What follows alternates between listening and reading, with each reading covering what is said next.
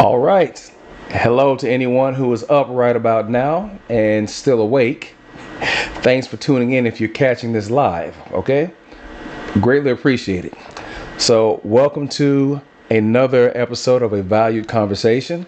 I'm John Henry, and tonight what we're going to do is take a look at the 2024 election again, but this time we're going to take a look at the guy who had predicted that Kamala Harris is going to win, and that was Dr. Alan Lichtman. Now, Dr. Alan Lichtman has been successful in choosing the presidential candidates, with the exception of the 2000 election going back almost 30 years or so. Now, just like the 2000 election, this recent election, we've had a flag on the play, all right? So for lack of a better expression, what's happened is that there's been a disruption inside the process. And because of that, that has pretty much tainted the outlook that he had as far as choosing a winner. From the looks of things, Kamala Harris was strong to win the election.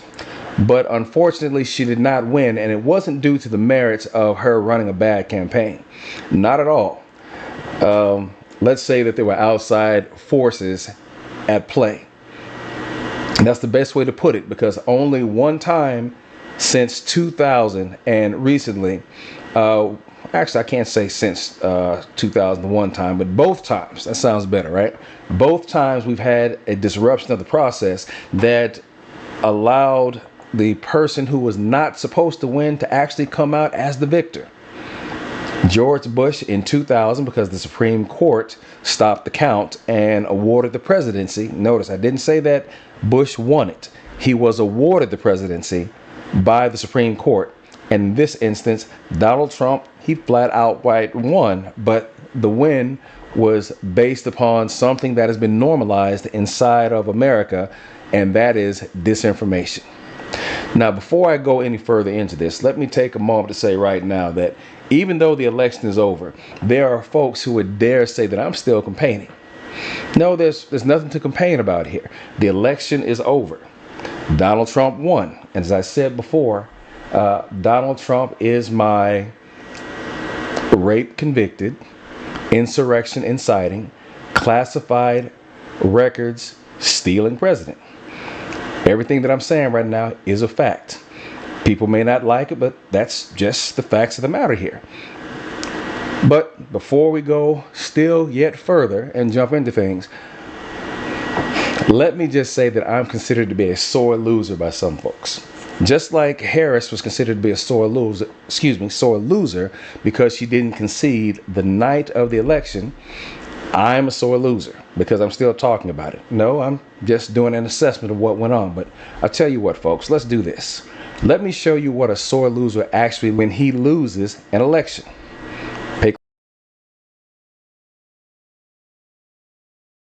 Here. We're going to give riot warning. We're going to try to get compliance, but this is now effectively a riot. 49 hours declaring it a riot. 5 to 50 be advised, Capitol Police 1 advised they're trying to breach and get to the Capitol.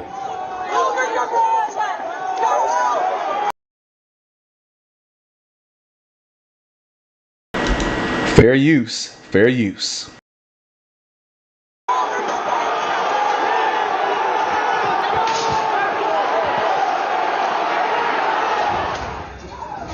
We have a breach of the Capitol! Breach of the Capitol!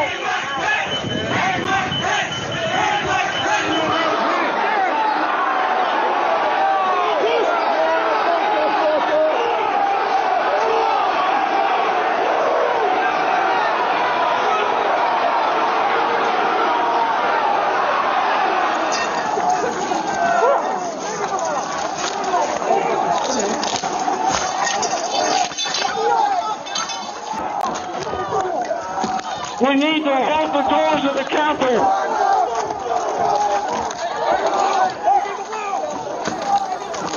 I need court support.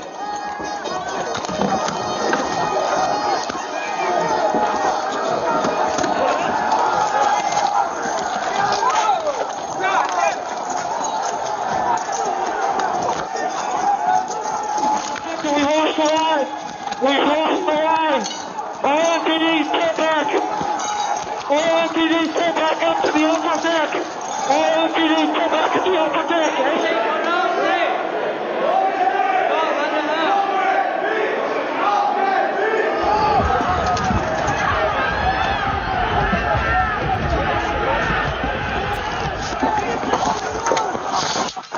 They were peaceful people. These were great people. The crowd was unbelievable. And I mentioned the word love, the love in the air. I've never seen anything like it.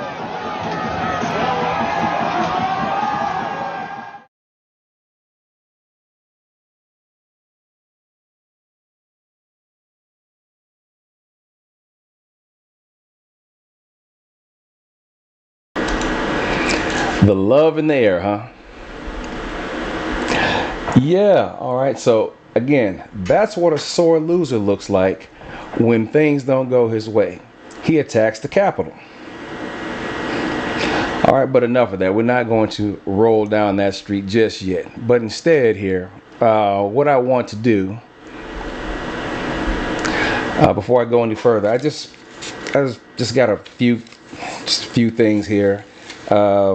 To take a look at the folks who voted for Donald Trump, saying that he was someone who stood for family values, he stood for strong law enforcement, he supported government, all those type of things here. But like I said, it's just a few things that I wanted to put out here. I tried to read this on one of the conservative shows that I generally visit from time to time and jump on the panel, and could not even get through it because a lot of the conservative folks there called me a liar. Okay, so be it. Let's go along with it, all right? So, family values. All right, this is what the Republican Party stands for, right? You hear the Party of Family Values. All right, so Trump was convicted of sexual abuse, and people voted for him. So, hey, there's family values, all right? Let's keep looking at family values, all right? The respect for women. Right, he's going to protect women, whether they like it or not. Whether people agree with how he used it in the statement, he did say that. But then, excuse me, got a bit of a cold coming on. Based upon what he said, he then later had to add certain things into it to try and cover it up because it sounded odd and creepy. Anyway, family values. He called Nancy Pelosi a bitch. All right, he respects women, right? Oh yeah, let's go ahead and throw that away. Again, family values. He called Vice President Harris stupid. Now, this is not the first time he's called her names. She's Comrade Kamala. She's a whole bunch of things. But again, this is family values and valuing women. Yeah, we'll put that over the shoulder also. Let's take a look at Republicans value law enforcement. All right, they support law enforcement, but yet they voted for a criminal. Let's put that over the shoulder also. Again, law enforcement, they value it to the utmost, right? But yet Trump hid stolen classified from law enforcement. Not making this up. Over the shoulder. All right, so again, the Republicans have continued support for law enforcement. They can't do enough, right? But yet they voted for a convicted felon who stole national secrets up to nuclear, down from secret, or starting from secret up to nuclear. He stole it. We know that. And would not give it back. Evaded giving it back. Let's put that over here also. Hey.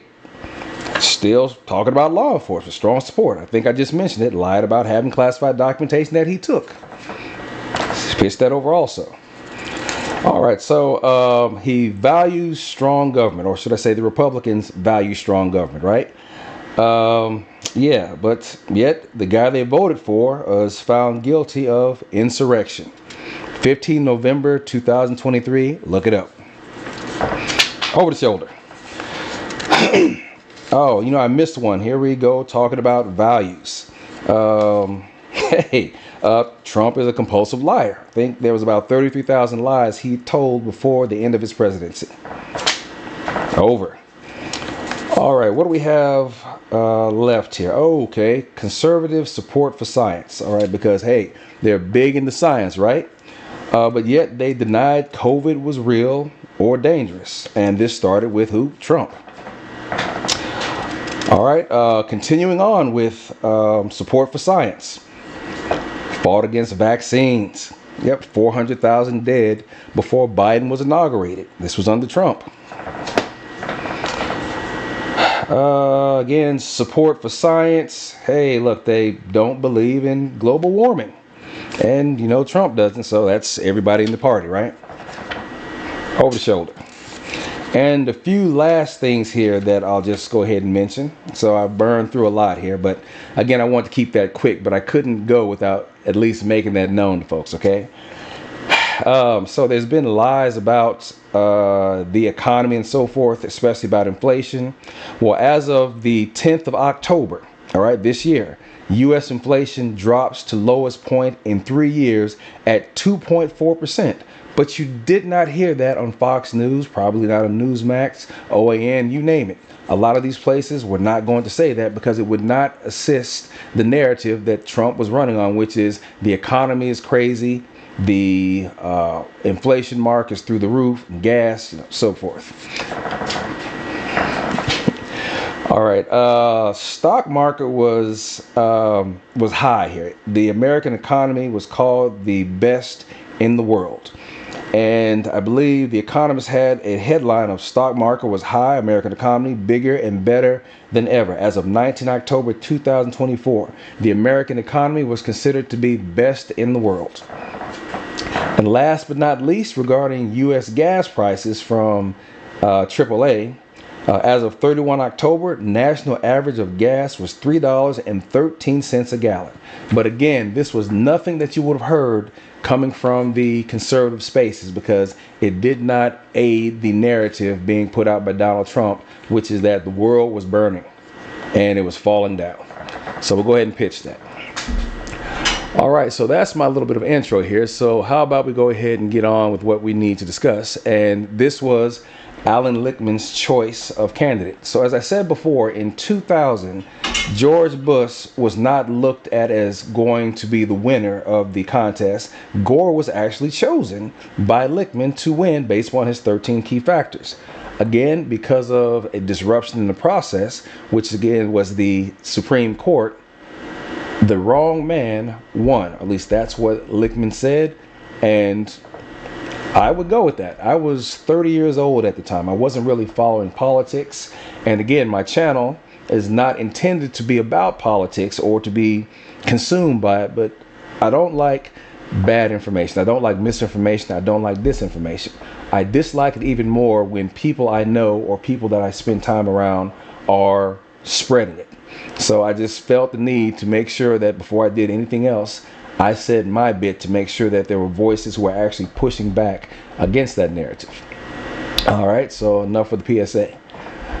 So let's have a listen to here. I believe we had an interview with Lichtman by Chris Cuomo. But before we do that, let's take a look at some of the other folks who have something to say about the loss and the prediction that was made by Lichtman. I think I've got Jon Stewart queued up here. So fair use, fair use.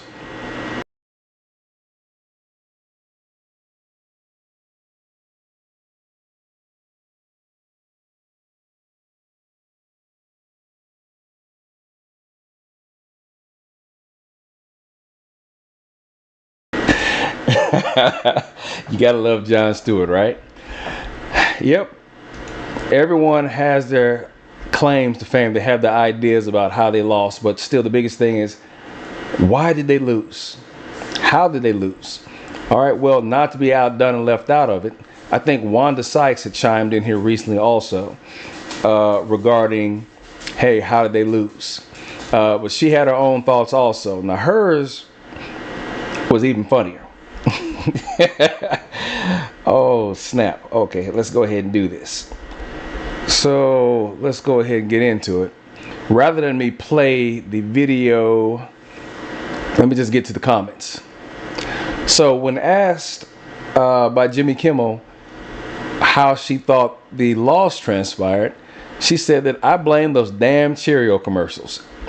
showing all those interracial couples. Let me go ahead and highlight this. You're scaring the shit out of white people. What are you all doing? It's just cereal. Just sell the damn cereal. Why you bring us into this? They got gay couples selling shit. Like, just freaking sell your stuff. Don't bring us into this. She made the joke that with the Trump loss, she's doubly done because not only is she a black female, she's also gay.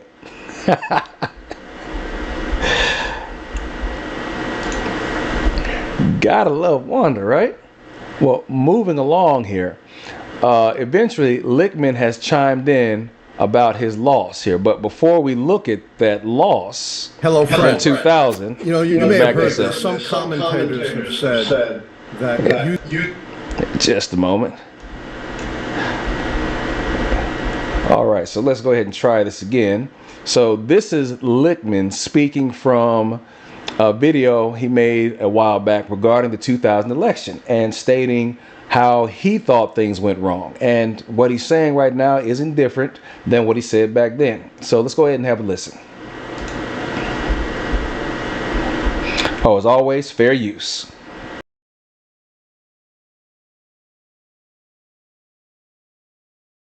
Hello, friends. You may have heard this. Some commentators have said that using the keys to the White House, I didn't actually predict 10 out of 10 elections since 1984. They've said I predicted 9 out of 10. Still not bad, but not correct. They have focused on the hotly contested election of 2000, noting that I predicted Gore, but in fact, George W. Bush won the election when the Supreme Court stopped the recount in Florida, with Bush ahead by 537 votes. When I appeared on Bill Maher after my successful prediction of a Donald Trump win in 2016 and to give my 2020 forecast, the first thing he said to me was, "Lichtman, how did you F up 2000? And my answer then was the same answer I've been giving for 20 years and the same answer I would share with you now. I didn't. That was a stolen election. The wrong candidate won Florida, and the wrong candidate was elected president."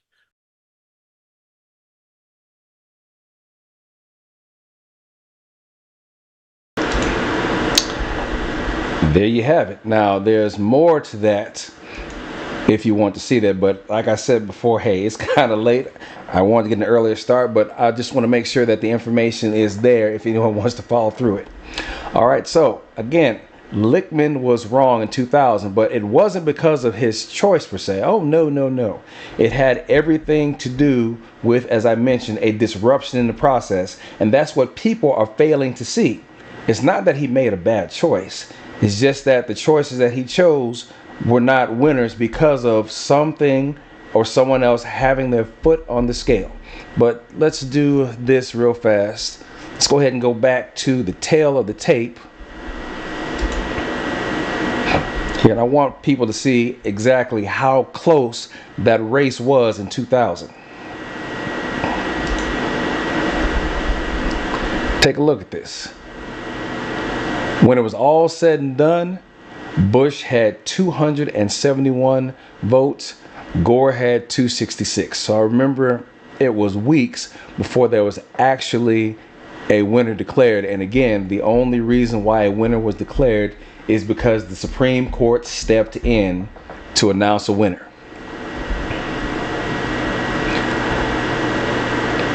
So moving on to the most recent fiasco here as far as presidential election. Chris Cuomo from News Nation did an interview with Dr. Lichtman and asked him, hey, what went wrong? So let's go ahead and check this out. Fair use, fair use. What did you figure out about the analysis of the race? Yes, as I said, things could go wrong. There could be unprecedented events that change the pattern of 160 years of history. That's what happened here. Two things. Number one, disinformation. We've always had disinformation, but disinformation has exploded to an unprecedented degree. You talked about a grievance election, but a lot of that grievance was driven by disinformation. Starts with Fox News and conservative media, conservative podcasters with tens of millions of views. But we've seen something brand new this time. The 300 billionaire Elon Musk putting his thumb on the scales through his control of X, formerly Twitter. It's been reported that his misinformation has had billions, literally billions of views. And this has spread to every aspect of this election. There is misinformation about everything about the economy, inflation, jobs, unemployment, the stock market, growth. There is vast disinformation about undocumented immigrants, that they're supposedly killers who are out to get you. In fact, studies by Cato and the National Institute of Justice show undocumented immigrants are the most law-abiding segment of our society, committed crimes and violent crimes, less than half that of native-born Americans. It spread to the hurricane relief, spreading lies that hurricane relief dollars were being diverted to migrants. It's lies about the Ukraine war, that somehow Ukraine was responsible for having one of the world's great powers invade a third or fourth-rate power. And, as scholars have shown, once you dissolve truth, democracy dissolves along with it. The way authoritarianism takes hold, and it's taking hold all over the world, not just here, is not through force, but through the manipulation of information.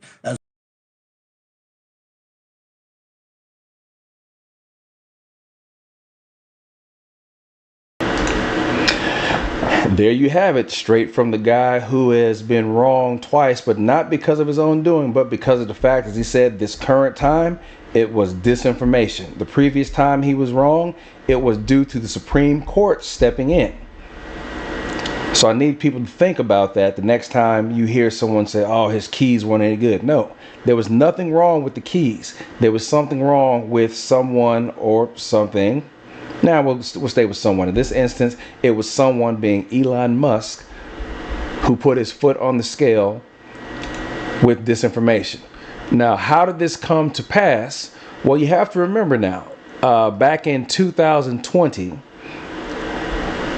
we had a mass booting of a lot of folks from platforms, from YouTube, from Facebook, from Twitter. Right, a lot of these folks were guilty of misinformation, disinformation, hate, racism, bigotry, misogyny, and these folks were kicked off of the platform because of that type of behavior. It was something that made the difference in the 2020 election, because that misinformation, even though it was already out there, it was pared down quite a bit. So by the time we had the election, we weren't dealing with all the misinformation that we had at the beginning of the year. It was still out there, but not as great a force, because there was some activities taken by people on these platforms to ensure those individuals did not taint the information pool. I'll just say it that way. So we had a lot that was done back in 2020, which resulted in Joe Biden winning. But of course, it was rigged because Donald Trump didn't win. So there was a conversation that took place on a platform the other day that I was visiting for one of the panel shows. And one of the things that was stated inside the title of the show was, are liberal men feminine? So it gives you an idea about the shape of the show itself. Now, excellent show, by the way. All the topics are meant to be thought-provoking. So this particular topic that we were talking about centered around liberal men, whether or not that they were masculine enough. And one of my colleagues made the statement that he didn't consider all liberal men to be feminine, but most feminine men he meant, as he claimed, were liberal. I told him, touche, good play on words. But my response when I thought about that was, okay, let's look at it from this perspective. I don't think that the majority of conservative men are hypocrites, but I will say without a doubt, as of right now, that the majority of hypocrites I do know are conservative men. And I can say this because these guys voted for Donald Trump. And if you recall the cards that I held up and read off here, what does that sound like to you? Principled hypocrites, right? You talk about, again, family values. Donald Trump has convictions. All right, you talk about support for law enforcement. He incited an insurrection that folks ended up attacking the Capitol. All right, he's not trustworthy. He's dishonest. Everything that you would think anyone talking about values would vote against, but they voted for. So where do you go with this, right? Where do you go with this? This was absolute proof that I presented that majority of conservative men are hypocrites. That's just the standard that I find. And I'm going to leave it right there. So moving past that, getting back to what I was saying, we had Elon Musk in, I want to say it was 2002. Yeah, April 14th, 2002. He bought Twitter. Now, there was a statement that I want to say it was Rupert Murdoch who made some years ago. He said that had President Nixon had Fox News around, it might have been a different turnout as opposed to him, bugging out of Dodge before he got impeached, where he resigned prior to that. Murdoch said that had Fox been around, it would have been a different story. There would have been a platform to support him. All right, coulda, woulda, shoulda. So anyway, as I was saying before, Musk bought Twitter. Now, one of the things that was being voiced by conservatives is that, oh, they're silencing our voices. We're not having our voices heard. So what were these conservative voices that were being silenced? Let's go ahead and go through. Here we go. So if we want to take a look at those voices that were being silenced, Twitter has suspended a whole host of accounts for the violation of a range of its policies. Those include bans on hateful content, abuse, misinformation, extremism, threats of violence, violating privacy or copyright, and more. Now they're talking about, or they talked about at that time, amnesty. Those accounts would all presumably be covered by Mr. Musk. Amnesty for suspended accounts, and would likely come back to the platform as a result. I'll tell you what, let's do this. It probably works better. Yeah, let me go ahead and share that because I'm keeping all the good news and good information to myself, right? So all those folks who were booted before or were banned, they came right back as soon as Elon Musk bought the platform. Maybe not in the first day or so, but you can guarantee within the first 2 or 3 months of him having bought Twitter, those folks were given access back to their accounts. So where are we? When did Musk? Okay, yeah, so like I said, he bought Twitter the 14th of April, 2022. So again, how about that misinformation, right? Dr. Lichtman said it quite clearly.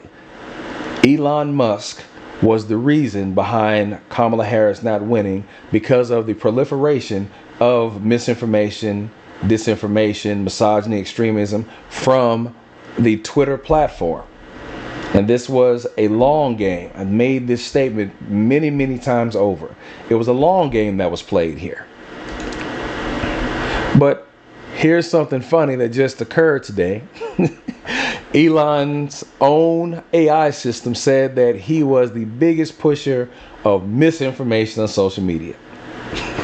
So here's the name of the article, and this one is under The Independent, but you can find this via numerous other articles as well. But this is something that he was getting drug on about because of the fact that his own AI said he was the reason that misinformation was so prevalent nowadays. Elon Musk's own artificial intelligence model, Grok, is calling the billionaire out for his spread of misinformation on X.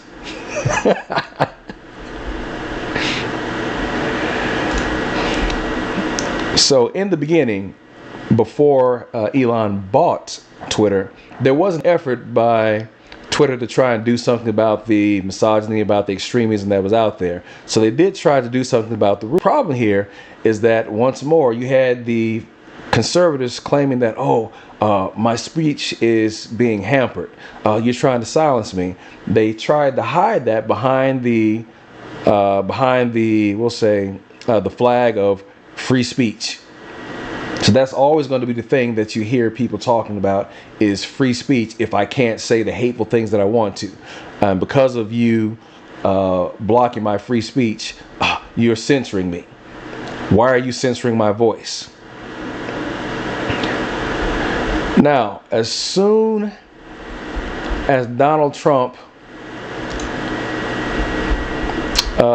won, we started seeing people coming out of the woodwork again, making themselves known as far as, okay, I support Trump, but even though I'm a Trump supporter, I'm still going to speak about my right to free speech, and hey, if it offends you, it offends you. So here's another article talking about just about how as of late Republicans managed to make folks stop fighting election misinformation by taking away some of the monitoring tools they had on the platforms to guard against disinformation. I mean, literally, whether it been the threats of lawsuits, sanctions, you name it, even though these are private companies, you had the successful push by the Republicans to make companies stop watching for misinformation. Let me see, what was it that I wanted to find here? First about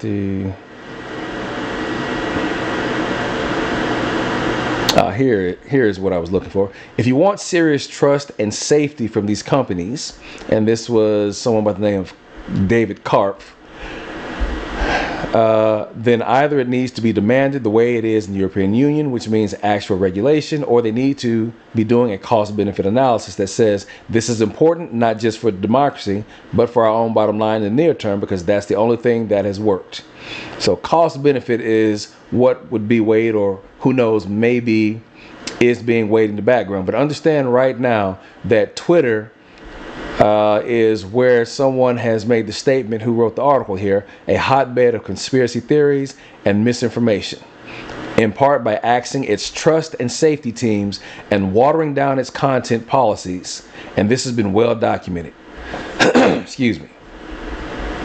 So we no longer have the guardrails in a lot of places to manage the misinformation that has just gotten out of control, which helped Donald Trump win the presidency, thanks to Elon Musk, who put his foot on the scale, or should we say his whole damn body. Now, if you ask Elon Musk what is being done about freedom of speech, here, take a look at this. I did a quick search in here. Does Twitter allow free speech now? Freedom of speech, not reach. An update on our enforcement philosophy. Our mission at Twitter 2.0 is to promote and protect the public conversation. We believe Twitter users have the right to express their opinions and ideas without fear of censorship. All right, so let's do that one more again. We believe Twitter users have the right to express their opinions and ideas without fear of censorship.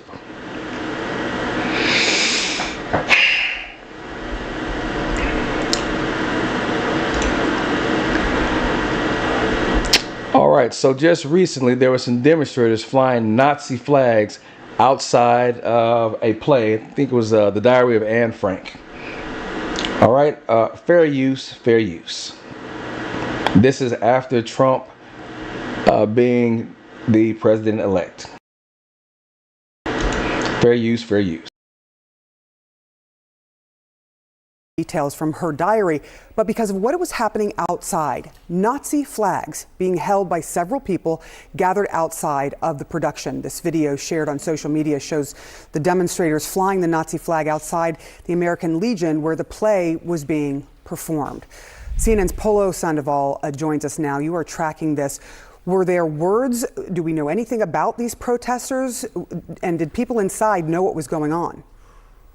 They were told during intermission, Sarah, important to call this exactly what it is, as you point out. This is anti-Semitic hate, and it was on full display over the weekend in Livingston County, Michigan. Several men, not just several individuals, using masks to hide their faces, not only waving Nazi flags, but also reportedly shouting racist slurs outside that Legion where the play was taking place. According to several reports, they eventually vacated the premises after the Legion asked them to leave. We have reached out to authorities for more information about this. And what we understand is they were out there demonstrating during this production of the Diary of Anne Frank, which, as we know, it tells the story of the Jewish teen that lived in hiding from the Nazis along with her family during the atrocities of World War II. The theater company that put this production together, that did manage to actually complete that performance after that intermission, releasing a statement, Sarah, which I believe is really quite powerful. I'd like to share this with you. The Fowlerville Community Theater Company writing that the presence of protesters outside gave us a small glimpse of the fear and uncertainty felt by those in hiding. We hope by presenting Anne's story, we can help prevent the atrocities of the past from happening again. He wrote that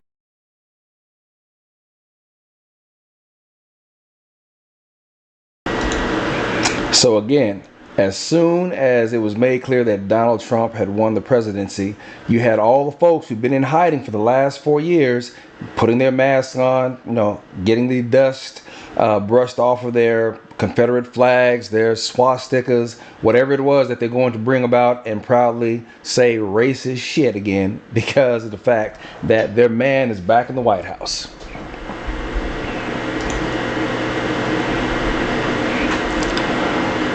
All right, so here is another publication that is once again tracking what's going on with Trump's fan base. Now, as I said before, as soon as Trump won, I'm talking about as soon as it was seen after or close to 12 o'clock, I think it was 11 o'clock 19, you had folks, longtime supporters, coming out with the most heinous mess. Here's Nick Fuentes, perfect example. He went to lunch with Kanye West and Donald Trump a few years ago. Your body, my choice, forever. Now, FYI, because of this stupid shit, pardon my language, out of his mouth, a whole bunch of women got together on the internet and they doxed his ass. They made sure that his address, his name, everything about him, they made available. Now, I do not agree with that at all. Now, do I understand why they did it? Yes. Do I agree? Absolutely not. But just a step back for some folks who are not a Generation Xer like myself. Back in the 40s, 50s, 60s, or at least since we had phone books way back when, you could actually pick up a phone book and go directly to somebody's house. So it wasn't hard to find anybody back in the day. All you had to do was open up the phone book, get the last name, and you knew exactly where individuals lived. But still, nonetheless, getting back to how we do things nowadays here in the 21st century, they told on his ass and made sure everybody knew where to find him. Notice that he's been quiet now after this statement. Oh, but hey, let's not step there. You've got Christopher Polehouse. All right, there's this neo-Nazi group called, the Blood Tribe. And these guys help tell the stories, or the false stories, about Haitian immigrants eating people's house pets. Now, one other thing he did say, speaking about the economy, cheaper gas will make it easier to spread white power across the whole country. Yeah, all right, again, these are Trump's good people, remember, all right?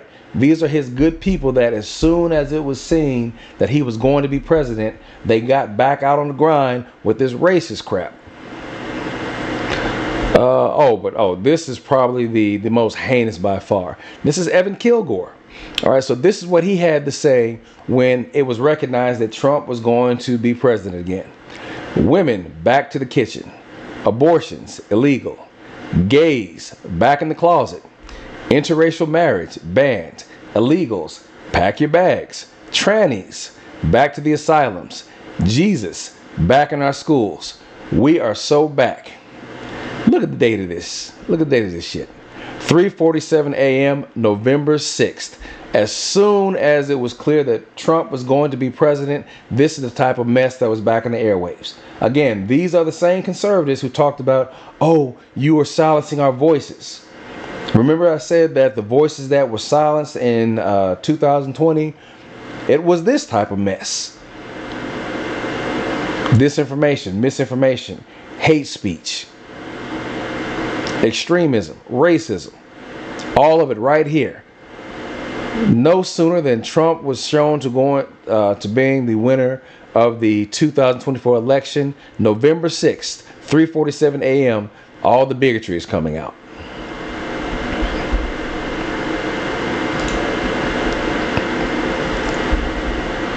I've got one more here. And in this post, okay, we see that now these guys are still going after women. And it's following up on the stupidity of Nick Fuentes again, your body, my choice forever.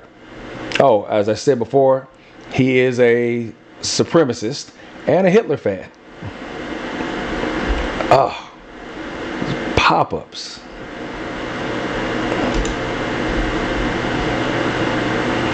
All right, look, just look at the misogyny, right? But here, look at this. So what was reported also was that as soon as Donald Trump won, within a few days or so, blacks in Atlanta start receiving text messages about needing to report to plantations so they could pick cotton. Once more, all the fine people that I'd mentioned, all right? Donald Trump's fine folks, these are the folks who complained that their voices were being silenced. It's not fair. Why can't we have our say? As soon as Donald Trump is back in the White House, and again, based upon Elon Musk having bought Twitter and unbanning majority of these folks who were probably banned for this behavior, they're back again. Now, there have been numerous reports of black people receiving these text messages.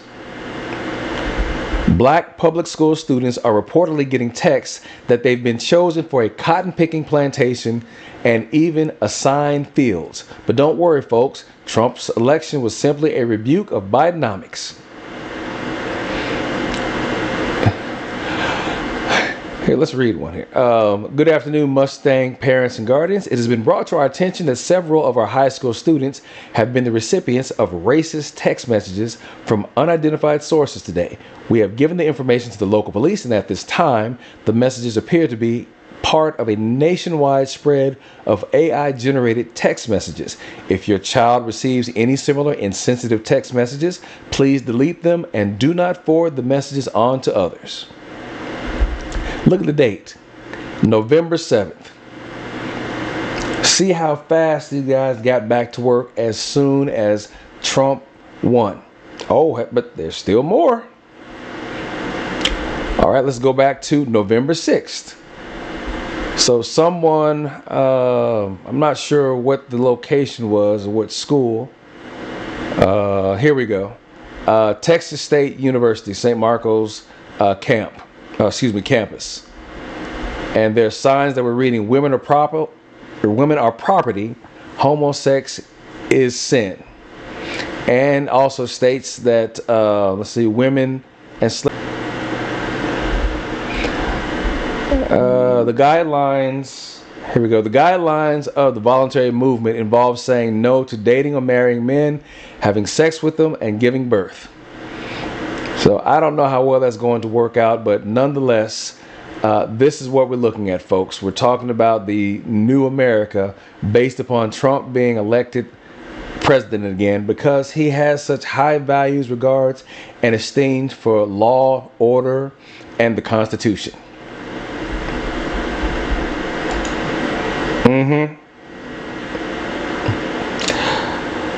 But you know, folks, that's about enough here that I'm going to say about that. Eventually here, I'm going to take the time to get back into the content, or to get to the content that I had originally planned. But before I do that, I just want to make sure that if there are any questions that people have regarding misinformation or disinformation, that I do my part to share that with you, because it does no good for me to have these thoughts and not share with anyone who might be able to pass it around and make sure that anybody else who hasn't heard it knows about it as well. So before I get out of here, I want to make sure that everybody finds somebody who knows somebody to tell somebody about what we've got going on right here, all right? If you like it, let me know. Share it if you do. And by all means, subscribe if this is what you're looking for. So thanks for tuning in with me. I'll see you some other time. John Henry out.